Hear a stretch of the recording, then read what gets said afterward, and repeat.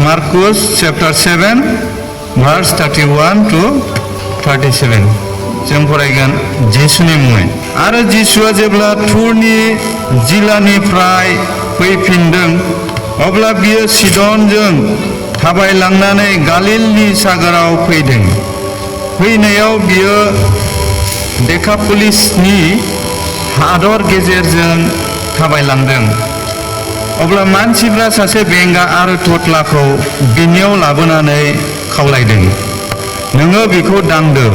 अब्ला जिसुआ बिखौ गाजा गोमजा मानसिफोरनिफ्राय थिख'यै लांनानै गावनि आसिखौ बिनि खोमायाव सोदों आरो बियो मुजुफुरनानै बिनि सालायाव दांदों आरो नख्रांथिङै नायदावनानै हांमा सुनानै होनबाय, इफाथा, बे जाबाय गेवदो। अब्ला बिनि खोमाफ्रा गेवदों आरो सालायनि बान्दोआबो गेवदों आरो बियो स्रा स्रा रायनो हादों। आरो जिसुआ बिसोरखौ रावनोबो मिथिहोनो नाङा होननानै बादा होदों।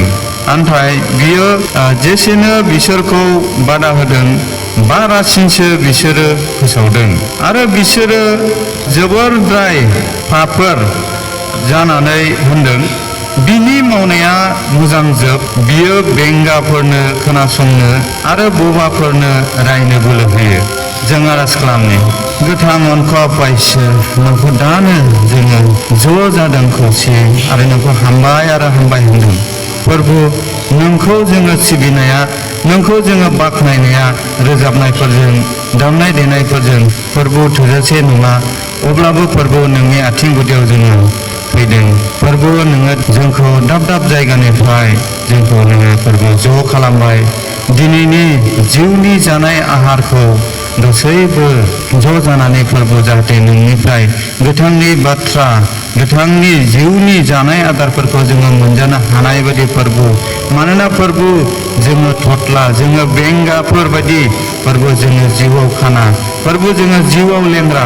नाथाय प्रभु नोङो गोसो जायोब्ला बे संसारनिफ्राय नोङो जोंखौ थख' खालामनानै दाखाफोरनिफ्राय जेरै थख' खालामदों प्रभु, नोङो जोंखौ थख' खालामनानै प्रभु नोङो जोंखौ खोनाहोयो, थाबायहोयो, नुहोयो। प्रभु नोंनियाव गेदेर बरसाजों प्रभु गथायदों। दिनैनि बे नोंनि गोथांनि बाथ्रा जे होजादों प्रभु हान्जियाव, बेखौ जोङो प्रभु नोंनिफ्राय बिजिरनानै प्रभु जोङो मोनो जाहाथे। मानोना आं बादि सासे उदायै पापि लेङा नोंनि गोथांनि बाथ्राफोरखौ प्रभु बुंनो थाखाय आङो जयगथा नङा। नाथाय प्रभु नोङो गोसो जायोब्ला जोंबादि पापि मानसिखौ नोङो जयग खालामो, भरसा खालामदों प्रभु। रिमोनला बे संसारनिफ्राय नोङो जोंखौ आखायाव हमनानै दैथायो, हमथायो। बेनिखायनो प्रभु नोंनियाव भरसा खालामाबा जोंहा गुबुन रावबो गैया। बेनिखायनो प्रभु दिनैनि गोथां बाथ्राजों जोङो नोङो मा फोरोङो प्रभु जोङो नेनानै थादों। प्रभु आं हिसाबै नङा, नाथाय प्रभु नोङो नों हिसाबैसो दहाय जों जेरै गोथार स्टिकआव फरायनानै मोनबाय प्रभु, नोंसो जोंनो होनो फैयो। बे गुसुं आरजखौ गथायबाय नाजायो जिसुनि मुङै, आमेन। सिगां सेन्टाराव आं जोंनि गोथां अनखौ इसोरखौ आं हामबाय होनदों आरो दानिया जों दिनैनि फान्जियाव होजानाय बिसयनि सोमोन्दै जोङो नायनि। जिसुआ रग सोखाग्रा, बेमार सोखाग्रा, अथ'स बियो नर्मेल लाइफ बियो जिउ खुंदोंमोन। सासे साधारन मिस्ट्रिनि फिसा। बियो बे नायनाय बिथिङा जाहैबाय मोदोमनि हिसाबै। सासे मानसिखौ बेमार सोखानो थाखाय हयथ'बा डक्टर जानांगोन आरो नङाबा अजा जानांगोन। नाथाय बियो अजाबो नङामोन, डक्टरबो नङामोन। माब्रै बियो बेबायदि जोनोमनिफ्राय खोनायै बा जोनोमनिफ्राय रायनो रोङै बेफोरबायदि लेंगाफोरखौ, खानाफोरखौ बोरै गुनु खालामो, बोरै मावो? बे मोनसे सोमोनांथाव संसारिकनि मानसिनि नोजोरै नायोब्ला सोमोनांथाव बेयो मिराकेल, आसुरित। आरो बै समावबो दाफाफ्रा, इहुदिफ्रा गावनि फंबाय असेफ्रानो, न'खरनियानो बेखौ फोथायनो गोब्राब मोनदों, फोथायाखै। बे माब्रै जाथावखौ जेब्ला बियो फार्स्ट टाइम बियो मिराकेलखौ मावदोंमोन।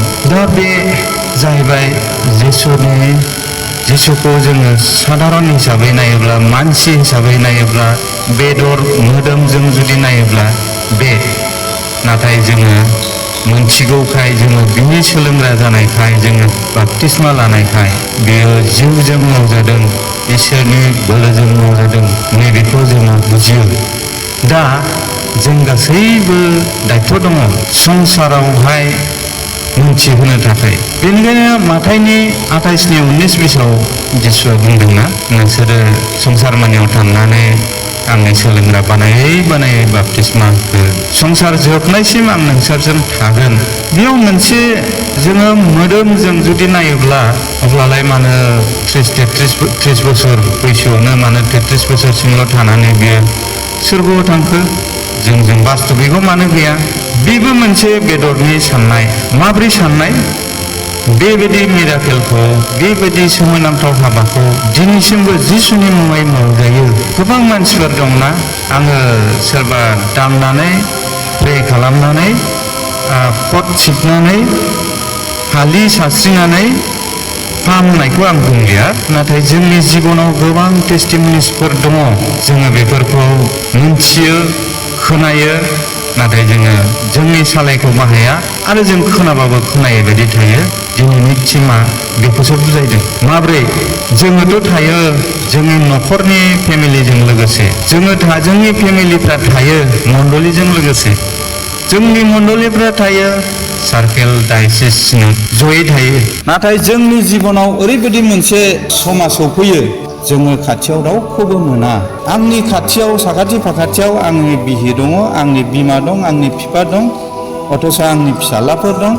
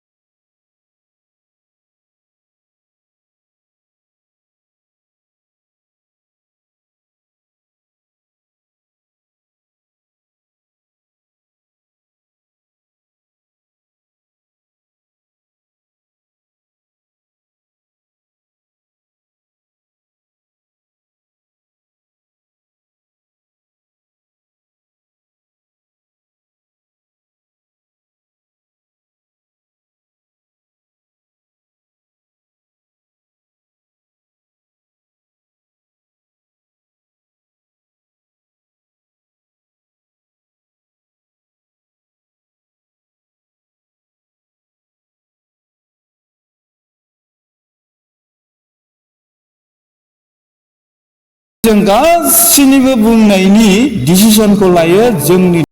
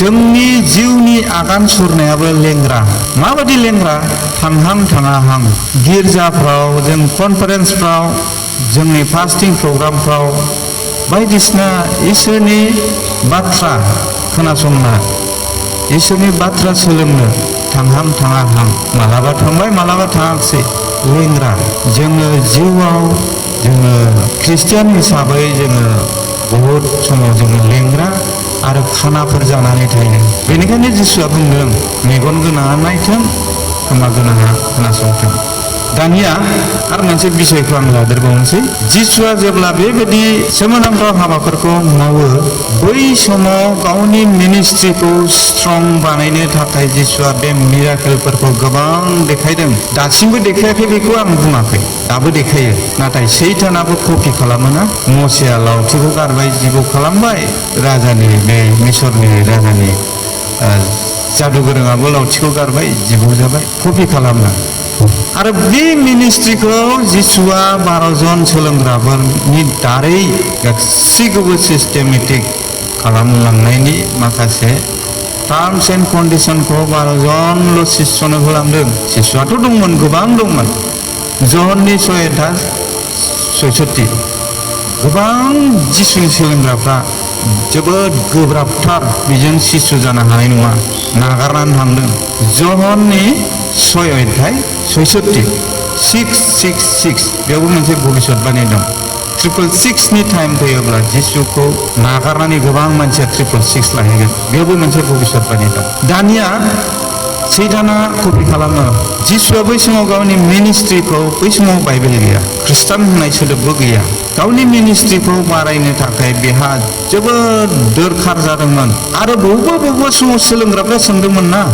बे मानसिया गावनो पाप खालामदों ना बले बिनि बिमा बिफाया ना आजै आजौआ जिसुआ फिननानै बुंबाय गावबो पाप खालामाखै गावनि बिमा बिफाबो खालामाखै जोंनि जिबनाव जोंनि मोदोमाव माबा मोनसे गाराय जाबानो पापिया गाराय जाबाय दा माखासे खेथ्रआव इसोरनि रायजोआ समायनांगौनि थाखाय बे जादों बेखौ बुङो खिन्थु बबेबा खेथ्रआव नंगौ इसोरा बुजिहोनो थाखाय माबा नङा माबा मोनसे लाइनजों मानसिखौ लाबोनो थाखाय बेफोरबायदि जेरै जबखौ हगारदों सैताननो आखायाव हगारना होयो आरो सैतानासो बे गाज्रि खामानिखौ मावो आरो जों बुङोना इसोरा बुबाय इसोरा साजा होबाय इसोरा गावनि फिसाखौ माब्लाबाबो साजा होआ माब्लाबाबो बुवा माब्रै बुवा मसेनि दारै गावनि फिसाफोरखौ अननानै बुंनानै दोनथेखादों बेखौ जा बेखौ दाजा बेखौ जा बेखौ दाजा जोंथ' आरो अमा बिथै मोनजाबासो गोथावसिन मोनो रेजेक्ट बाइबेलाव दङ नोंसोरो थैखौ दाजा थैयावनो थायो जिउ दा साइन्टिस्टआ रिसार्च खालामनानै मोनबाय जे नैबे बुस्थुखौ मोनजाया माबे बेमाराथ' गोदो बहुद खममोन टिभि होनबानो बिराद गिख्रंनाय दाथ' टिभिया एकदम नर्मेलसो अब्ला इसोरा गावनि फिसाफोरखौ अननानै बेखौ जा बेखौ दाजा बादा होथेखादों जों जबरदस्ति जाबाय जोंनाव बेमारा जाबाय जों इसोरखौ दुसिबो जागोन नामा जोंथ' इसोरखौ दुसिनानै लाब गैया आं मा बुंनो सानदोंमोन जे गावनि मिनिस्ट्रिखौ 12 जनजों बियो गोबां बेमारफोरखौ सोखानायनि गेजेरजों मानसिफोरनो इसोरनि बाथ्राखौ दोननो थाखाय मानसिफोरनि सिगाङाव मिराकेलफोर मावनानै देखायदोंमोन सोमोनांथाव हाबाफोरखौ मावदोंमोन आरो बिनि सोलोंग्राफ्राबो मावदोंमोन बाइबेल गैयामोन बाइबेलाव जों गासिखौबो दा मोनजोब्बाय बाइबेलाव जेरै थिनदों बेबायदि थाबायलाङोब्ला मिराकेला गिदिर खोथा नङा बेखौ जों देरसिनाव दोनो सासे पास्टर दं जन्मनिफ्रायनो ना आखाइ ना आथिं खुनुरुखुम माबा नाम होनदोंमोनलाय बियो इन्टारनेटाव नायबाबो नुयो बियो आथिंजोंल' ओरै लेपटपफोरखौ थुना होयो बेहा गथ'फोर 3 दं बियो खुद्रिदों नामा दहाय जों गोथार स्टिकआव मोनदों खुद्रिनायजों इसोरखौ दाव खालामनाय खुद्रिनायजों इसोरखौ दाव खालामोबा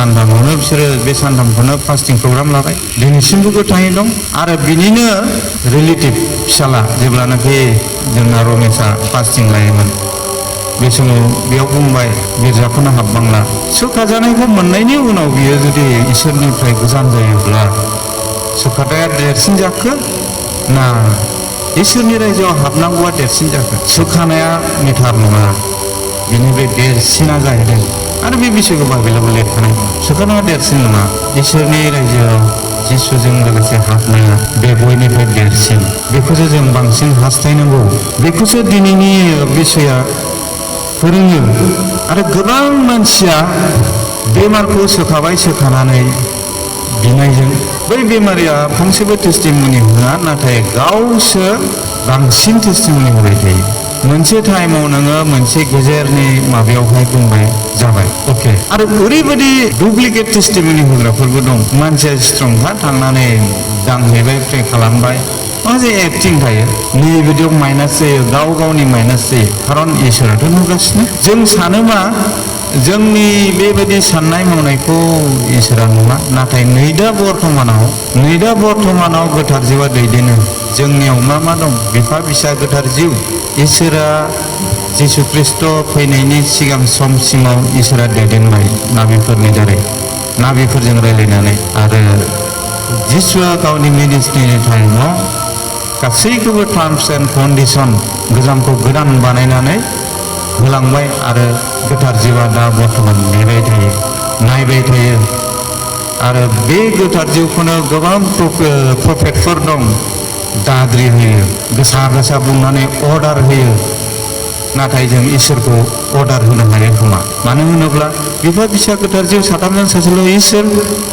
गोथार जिउआथ' खुनु मोनसे मामुलि माबा नङा बियो दा सासनाव दङ राज खालामदों सासन खालामदों इसोर बियो आरो बे इसोरखौ जों बोरै अर्डार होनो हायो बेनिखायनो गोथार जिउखौ सोरबा जुदि बुङोब्ला नैबेखौ माव बैखौ माव नैबेखौ खालाम जों अर्डार होनो हाया जों रिक्वेस्ट खालामनो हायो आरो जोंनि मावनाय बायदिसो इसोरा जोंनो फिथाइखौ होगोन जों मोजां मावदोंब्ला मोजां मोनगोन गाज्रि मावदोंब्ला गाज्रिखौ मोनगोन नाथाय इसोरा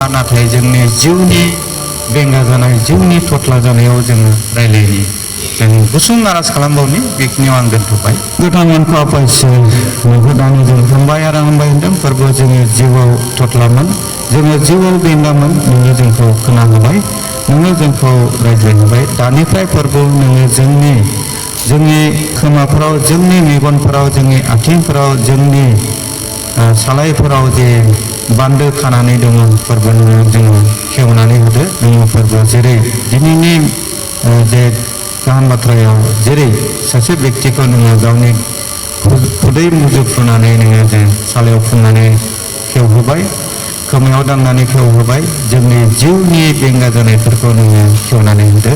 बे गुसुं आर'जखौ नाजानायनि जिसुनि मुङै बिबाय।